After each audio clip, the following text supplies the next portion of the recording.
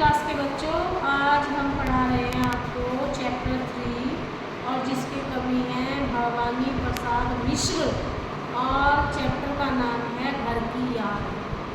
और ये कवि जो हैं इन्होंने अपनी आत्मकथा को ही इसमें लिखा है। उनके साथ जो बीता ये जो भवानी प्रसाद मिश्र कवि थे, ये आज़ादी के समय की कविता है। तो कवियों को भी कैद कर लिया जाता था, बिना अपराध के जेल में डाल देते थे, क्योंकि वो ओज की कविताएं लिखते थे, जिससे कि दुनिया जो हमारे भारत देश के लोग हैं उनमें अपने देश को आज़ाद कराने के लिए उत्साह जगे। वो ऐसी कविताएं लिखते थे। तो इसको ही वो जुर्म मान के कवि को जेल में डाल देते हैं। और भी जो है जेल में है, और जेल में बारिश का मौसम है, बारिश हो रही है वो है, और कवि को जेल में बैठे हुए घर की याद आ रही है। और उसमें तो जो कवि हैं वो एक तो वो कवि हैं, कोई अपराध नहीं किया है, जेल में, यही दुख बहुत है। एक अच्छे इंसान का जेल में डल जाना वो बहुत बड़ा दुख होता है। दूसरी बात ये है कि बारिश हो रही है, उन्हें अपने घर के सब लोगों की याद आ रही है। रक्षाबंधन का समय है और वो याद कर रहे हैं कि मेरी बहन भी आई होगी राखी लेके, और वो बहन भाई हैं, 4-5 बहन भाई हैं, और उनकी जो माँ है वो उनसे बहुत प्यार करती है। उन्हें अपनी माँ की बहुत याद आ रही है।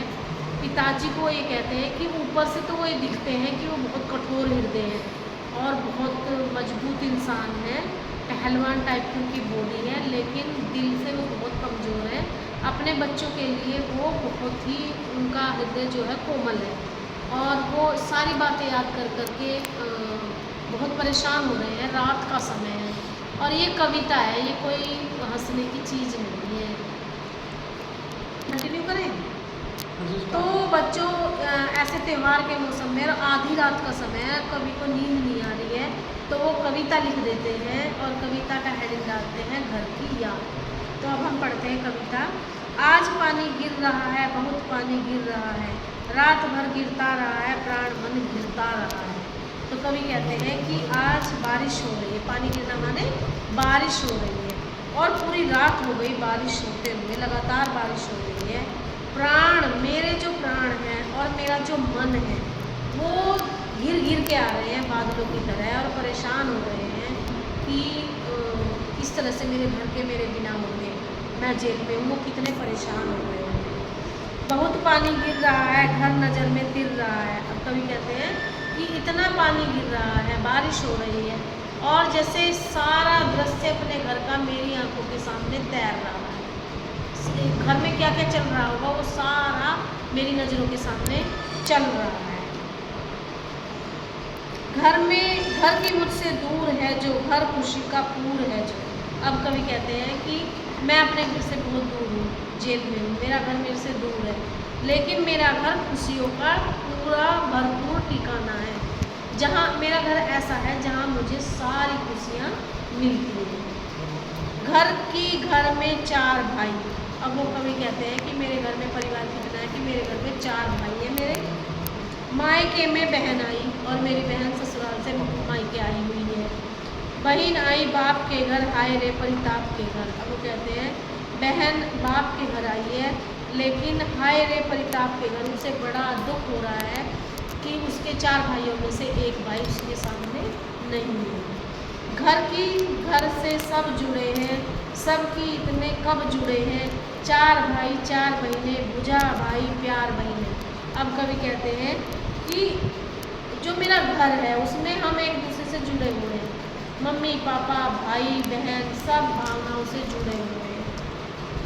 4 भाई 4 बहनें, जबकि बहन एक है, लेकिन कवि ने उसको 4 बहनें बताया है। क्यों?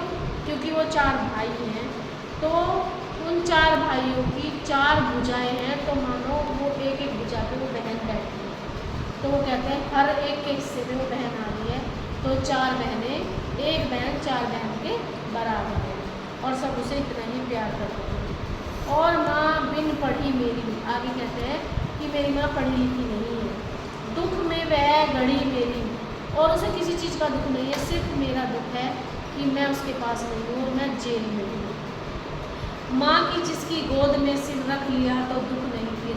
वो कभी अपनी माँ की गोद को याद करते हैं कि मनुष्य चाहे कितना ही बड़ा हो जाए, अगर अपनी माँ की गोद में सिर रख लेता है तो लगता है कि सारी दुनिया की परेशानियाँ ख़त्म हो गई। और मेरी माँ की गोद में जब हम लेटते हैं तो लगता है कि सारी परेशानियाँ मेरी माँ देख लेंगी और अपने बच्चे की तरह निश्चित हूँ कि मुझे कुछ होने वाला नहीं है। लेकिन फ़िलहाल मैं कितना अभागा हूँ कि मेरी माँ की गोद भी मुझे नसीब नहीं है। माँ की जिसकी स्नेह धारा का यह तक भी पसारा, यहाँ तक भी पसारा, पसारा मैंने फैला हुआ। माँ जिसका प्यार की धार बहती है, ममता की धार बहती है, उसको मैं यहाँ जेल तक भी महसूस कर रहा हूँ। उसे लिखना नहीं आता जो कि उसका पत्र पाता। मेरी माँ अनपढ़ है तो वो मुझे पत्र लिखती, मेरे से पूछती बेटा तो कैसा है।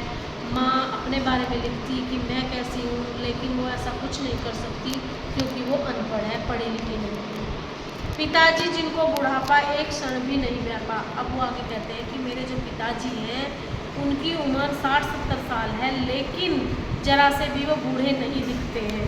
जो अभी भी दौड़ जाएं, जो अभी भी खिलखिलाएं, वो खिलखिलाकर हंसते हैं और दौड़ लगाते हैं। 70 साल की उम्र में भी वो इतनी एक्टिव है।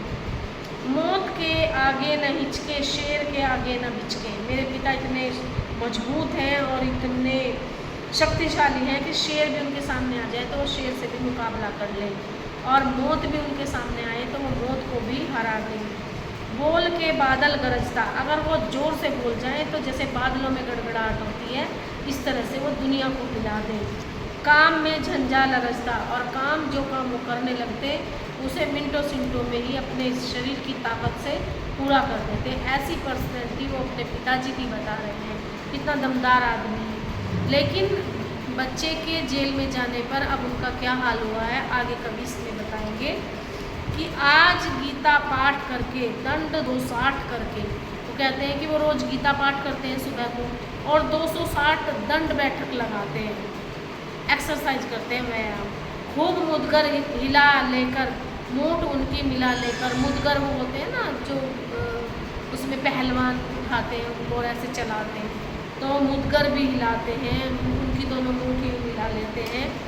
जबकि नीचे आए होंगे नैन जल से छाए होंगे। उन्होंने बोला कि ऐसी पर्सनालिटी के मेरे पिता हैं पहलवान, लेकिन जब वो ये सब काम करके, पूजा करके और व्यायाम करके छत से नीचे आए होंगे तो नैन जल से छाए होंगे, उनकी आंखों में आंसू भर आए होंगे। हाय पानी गिर रहा है, घर नज़र में गिर रहा है।